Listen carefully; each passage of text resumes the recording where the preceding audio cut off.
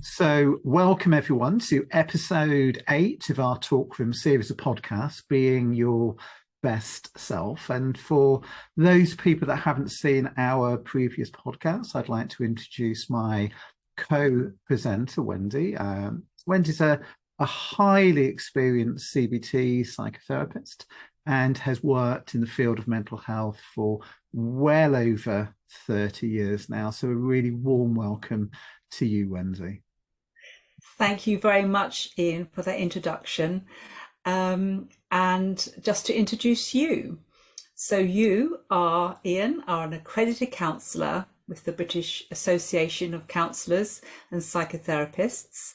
And you're also the founder of Hope Therapy and Counselling Services, which is a counselling practice that operates throughout the south of England.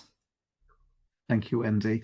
So these podcasts look at the question of how to be your best self. We do that by looking at the question of mental health and well-being, but we also try to make it relevant to the times that we live in as well. So due to the difficult circumstances we're living in, today we're going to discuss the really important subject of trauma, and in particular, the therapy that's an effective form of therapy that deals with this particular issue of trauma. So maybe we can start by asking you just to explain a little bit about your understanding of trauma and what it is, Wendy. Yeah, thank you, Ian. Yes, certainly, I'm happy to do that. So I like to think of trauma as a distressing event that leaves the person with a memory of that event. So the memory could be simply an image of what happened, but usually it does include a range of difficult symptoms that accompany that memory. The intensity and the severity of these symptoms do vary from one difficult event through to someone who may have a diagnosis such as PTSD. And you can also have something called complex PTSD. So I see trauma as a continuum from one single upsetting event all the way through to a combination of several distressing events happening over a period of time. Yeah, and certainly we at Hope see people having a range of symptoms from traumas that they may have experienced. But I wonder if you can just say a little bit more about that term PTSD and what that means, Wendy. Yes, certainly, Ian. So PTSD stands for post-traumatic stress disorder. And this is actually a formal diagnosis. Often you would get the diagnosis from psychiatrists or other professionals, such as clinical psychologists. And the diagnosis says that the person suffers from a range of symptoms. If you have PTSD, the diagnosis needs to include either a threat to their life or severe injury or witnessing either. Mm-hmm. Classic symptoms of PTSD also include things like flashbacks and nightmares, which can be terrible because it can obviously really affect people's sleep. And then that in itself can have an impact on their daily living. And complex PTSD means that you would normally have several distressing events in your life, which tend obviously to make the symptoms more severe. Yeah, and as a therapist, I've noticed that those symptoms obviously hugely distressing, really, really unpleasant. You said trauma is on a continuum. So I wonder if you can just say a little bit more, maybe give a couple of examples of people who may have less severe symptoms than what you just described. Absolutely, Ian. And in my experience, people might not meet the criteria of having a diagnosis of PTSD, but may still have very distressing memories of unpleasant experiences. So they may also have distressing symptoms such as nightmares, but they don't necessarily fit the criteria of PTSD. So the point you're making is that you can still have a number of symptoms, but not necessarily be on that place on the spectrum where you would get a formal diagnosis for PTSD. So what impact does that have on people? Very good question, Ian. So I think there's a number of problems here. So one example of a problem is there's confusion with their symptoms. So people may have a number of trauma symptoms, such as the nightmares or flashbacks, but because they don't have a diagnosis, they don't have a full explanation or understanding of what these symptoms are. So they're confused about what's wrong with them. To add to the problem, people often with trauma can have secondary symptoms such as anxiety or depression. That's really very, very common. So they may be diagnosed with having anxiety and or depression, but often the underlying trauma may not have been recognised. So in addition, the person may not mention situations as they did not think that these distressing situations were particularly significant. The second problem is there's very many different types of trauma.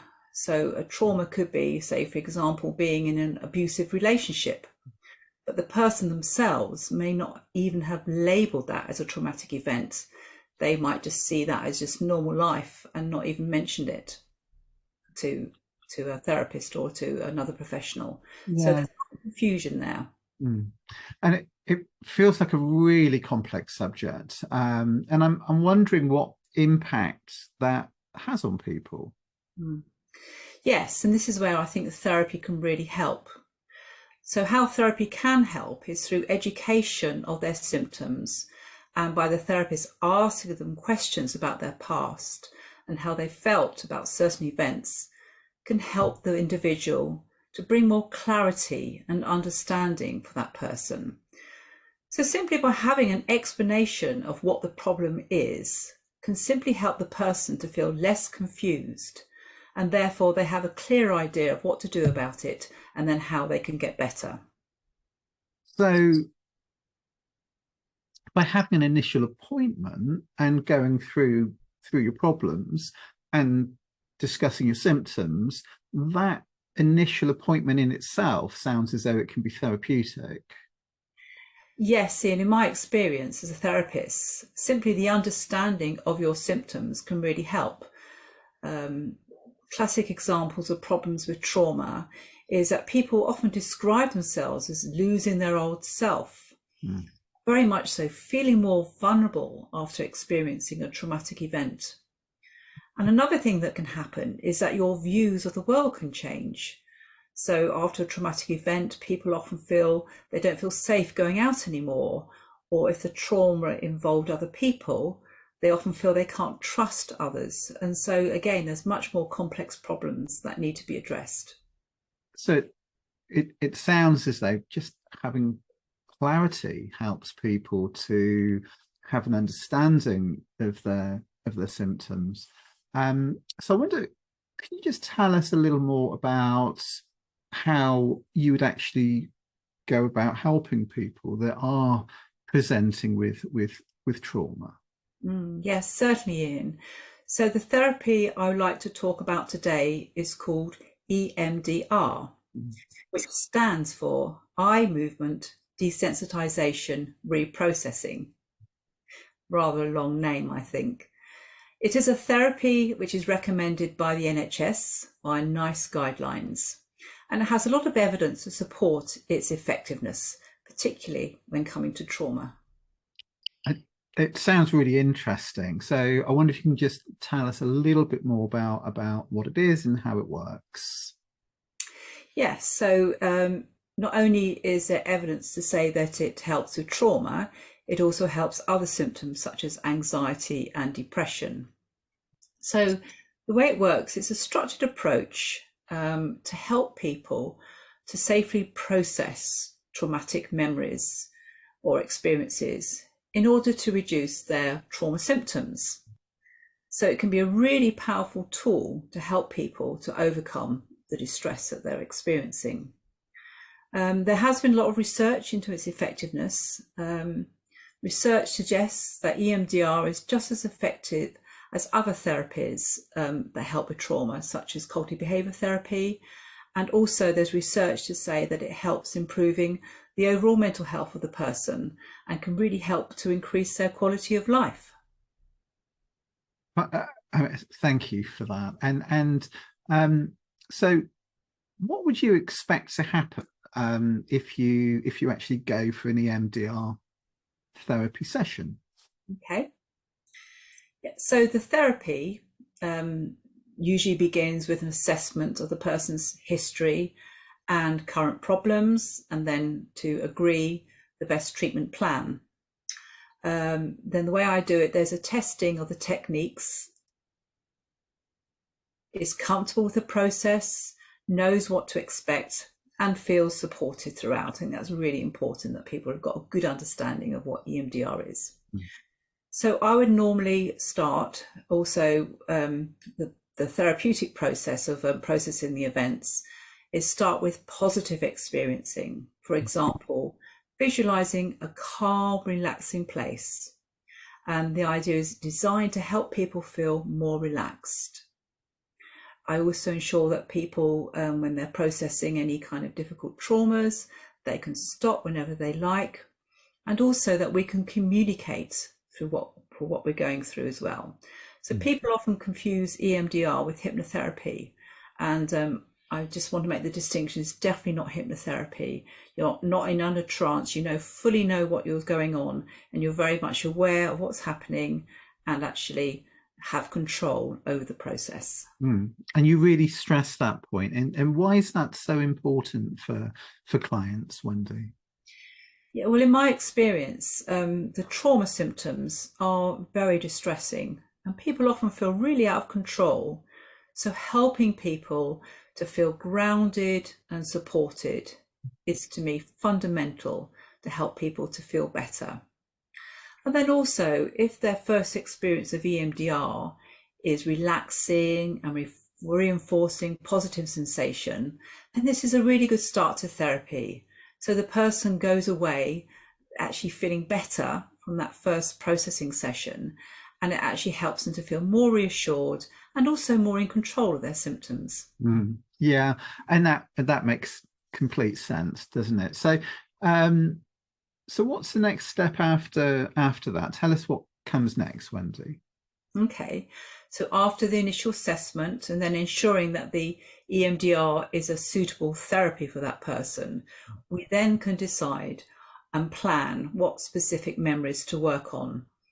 And when the person feels ready, then we can start to agree on processing one particular memory. And EMDR can work with a range of symptoms from, for example, distressing images, unpleasant sounds, smells, distressing bodily sensations, and beliefs. So what normally happens is you take something very specific, say, for example, processing a distressing image, and you continue to process that image so it's either no longer there or the individual doesn't feel distressed when they see the image. And I mean, that sounds like a really powerful response.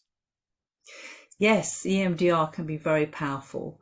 It can be so effective that the distressing symptoms can either completely go or the person no longer feels distress associated with the memory. And also, once the actual distressing memory has been processed, often more positive images or beliefs can emerge, which can help the individual get a completely different or positive perspective on that situation. It sounds it sounds amazing. It almost sounds too good to be true, and I'm just wondering if there's a downside to this approach. Yes, very good question, Ian. Very good question. So, I mean, one difficulty is that the person does have to focus on the distressing event in order to process it. But I think what can help is to remind the person that you are working on a memory, and actually in the therapeutic room and the process, that person is safe right now.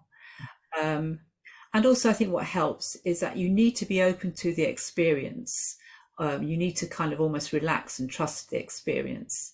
And see that EMDR is a natural way that we process things. And if that happens, and then you will experiencing healing. And if you relax into it, you're more likely to get positive results.